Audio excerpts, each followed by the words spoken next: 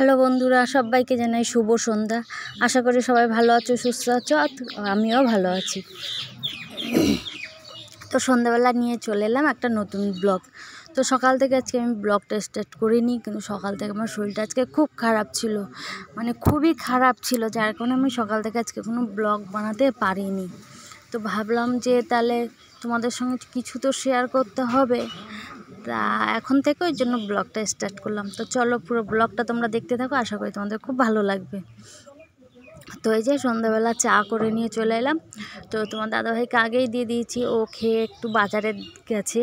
তো তারপর হচ্ছে আমি ছেলে মেয়ে এই যে এবার চা খাবো সন্ধ্যাবেলা। তো এই যে চা করে নিয়ে এসেছি। আর তোমরা তো জানো যে আমার গ্যাস নেই, তো বাইরে কাঠের উনুনেই আজকে চা করতে হয়েছে। তো সে কাঠের উনুনে হোক আর যাই হোক, চা তো আমাকে খেতেই হবে, সেটা তো তোমরাও জানো যে আমি চা খেতে কতটা ভালোবাসি। তো যাই হোক, এই যে চলো চা খেয়ে নিই এবার হচ্ছে একটু কাজ করব। তো কাজ কি বলো তো, তোমার দাদাভাই কদিন ধরে আমার উপর চেঁচাচ্ছে যে এই কাপড়টা খুলে ফেলার জন্য, তা আমি খুলছিলাম না। তো আজকে আবার বাড়ি এসে কাজ থেকে বলছি আজকে যেন এই কাপড় খুলে ফেলা হয়। তো বললাম ঠিক আছে খুলেই ফেলি, রোজ রোজ একই কথা বলছে, তো চলো আজকে খুলেই ফেলি। তো এই যে কাপড়টা খুলে ফেলেছি। তো খুলে নিয়ে দেখি প্রচুর ঝুল টুল হয়ে গেছে। তো তোমরা ভাবতেই পারো যে দিদি ভাই সন্ধ্যেবেলায় কাজগুলো কেন করছে। তো হচ্ছে ভাবলাম বসেই আছি এখন, তাহলে এই কাজটা এখন করে নিয়ে তারপরে একবারে চাদর টাদর পাল্টে ফেলবো। তো এই যে ঝেড়ে টেরে নিলাম। আর এই পাশে দেখতে পাচ্ছ আমি সেই ফটোগুলো বাঁধিয়ে এনেছিলাম তোমার দাদা ভাইয়ের আর আমার, সেই ফটোগুলো কিন্তু এপাশে একটা তাকের মতো বানিয়ে এখানে বসিয়ে দিলাম। তো এই যে ঝেড়ে টেরে নিয়ে এবার বিছনাটাও ভালো করে ঝেড়ে নিচ্ছি, চাদর টাদরগুলো তুলে ফেলেই যে বিছনাটা ভালো করে ঝেড়ে নিলাম, নিয়ে এবার হচ্ছে অন্য চাদর টাদর পেতে নেব।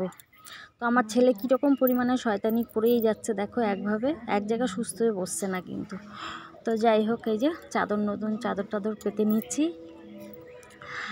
আর হচ্ছে তোমার এখন বাজে হচ্ছে 7:30 8টা মতো বাজে। তো তোমার দাদাভাই তো সেই চা খেয়ে বেরিয়েছে, আর তো এখনও আসেনি বাড়িতে। তো চলো আমি কাজবাজগুলো সেরে নিই, ততক্ষণ হয়তো চলেও আসবেও। তো এই যে চাদরটা কিন্তু আমি পাল্টে নিয়েছি। আর এই কাপড়ের পিছনে কতগুলো পুরনো জামা কাপড় ছিল তাকের মতো রাখার ওইখানটায়, তো সেগুলো এখন বাইরে বারান্দায় নিয়ে রেখে দেবো, ওগুলো হচ্ছে কালকে সকালবেলা কেচে দেবো। তো এই যে বালিশের ওয়ারগুলো চেঞ্জ করে নিলাম একবারে, যেহেতু সব ধুলোবালি পড়েছে ঝুল টুলগুলো, তো ওইগুলো সব ওই জন্য পাল্টে নিলাম। তো ওগুলো সকালবেলা একবারে একটু গরম জল করে কেচে নেব। তো চলো আর একটা কথা যেটা তোমাদেরকে বলার, সেটা হচ্ছে যে তোমরা ভাবতেই পারো যে দিদিভাই একই কথা বারবার কেন বলে। তো বলার কারণ হচ্ছে তোমাদের থেকে আমি ভালোবাসা পাচ্ছি বা আমাকে ভালোবাসা দিচ্ছ, তার কারণেই তোমাদেরকে বলার যে আমার ব্লগ বা ভিডিও যদি তোমাদের ভালো লাগে তাহলে অবশ্যই লাইক কমেন্ট শেয়ার করে দিও, আর চ্যানেলটাকে সাবস্ক্রাইব করে দিও, আর যারা ফেসবুক পেজ থেকে দেখছো পেজটাকে ফলো করে দিও। তো চলো, তো কাজ করতে করতে না প্রচণ্ড হাঁপিয়ে গেছিলাম, যেহেতু সকাল থেকে শরীরটা খারাপ ছিল, শরীরটা অস্থির করছিল।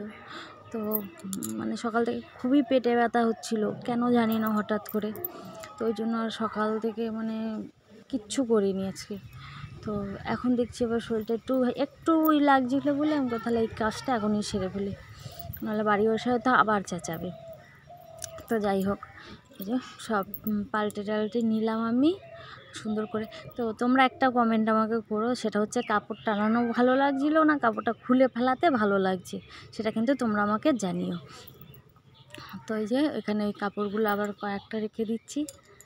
দেন ওই যে জামা কাপড়গুলো বার করেছি, চাদর টাদরগুলো নোংরা, সেগুলো যে বারান্দায় রেখে দিলাম, কালকে দেখা যাবে ওগুলো। তো চলো এবার হচ্ছে ঘরটা ঝাড় দিয়ে নেবো পরিষ্কার করে।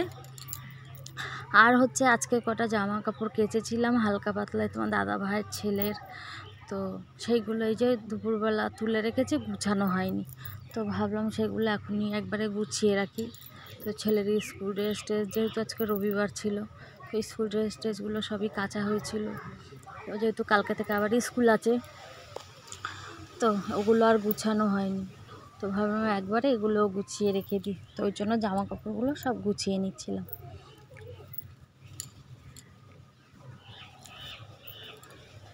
তো টুকটাক কাচাকুচি তো বলো সব দিনই থাকে প্রায়, এবার যতই শরীরটা খারাপ হলো যাই হোক, তাও কিন্তু সংসারের কাজ কিন্তু আমাদের করে যেতেই হয়, মানে এরকম একটা অবস্থা।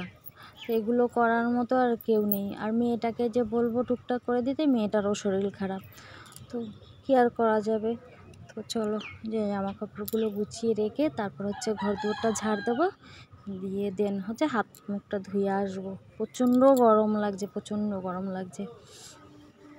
তো তোমরা কে কেমন আছো অবশ্যই কিন্তু কমেন্টে জানিও।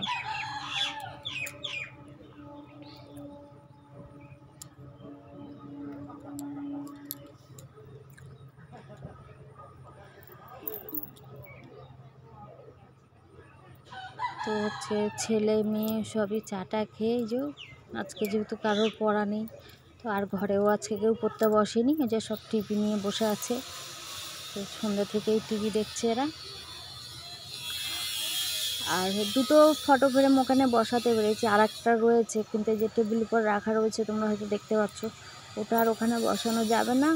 তো ওটা হচ্ছে মেয়ের ঘরে রেখে দেবো। তো আমার ঘরটা যদিও খুব ছোট, মানে একটা খাট আলমারি বসানোর পর কিন্তু আর সেরকম কিছু জায়গা নেই। তো ওই জন্য কোথায় যে কী রাখবো বুঝতে পারি না, এটা একটা খুব অসুবিধে হয়। তো চলো জামা কাপড়গুলো ভাঁজ করে এই যে সব ড্রামে রেখে দিলাম, যেহেতু বাইরে কোথায় রাখবো বলো তো, ওই জন্য ড্রামে রেখে দিলাম। তো চলো এই যে ঘরটা ঝাড় দিয়ে নিয়ে তারপরে হচ্ছে একটুখানি বসবো। তখন দেখি তোমার দাদাভাই কখন আসে, আবার রাতের খাওয়া দাওয়া আছে।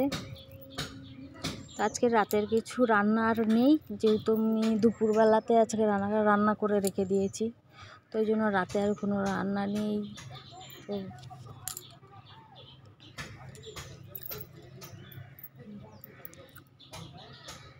তো কাজগুলো গুটাতে কিন্তু অনেকটাই রাত হয়ে গেল, তোমার 9:30 কিন্তু বেজেই গেল।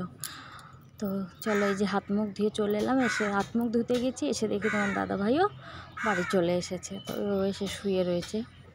তো চলো আজকের মতো ব্লগটা এখানেই শেষ করছি, আশা করি তোমাদের খুব ভালো লাগবে। তো সবাই খুব ভালো থেকো, সুস্থ থেকো।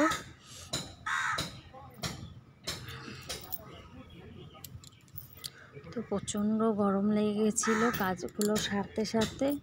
তো চলো আজকের মতো সবাইকে টাটা, সবাই খুব ভালো থেকো।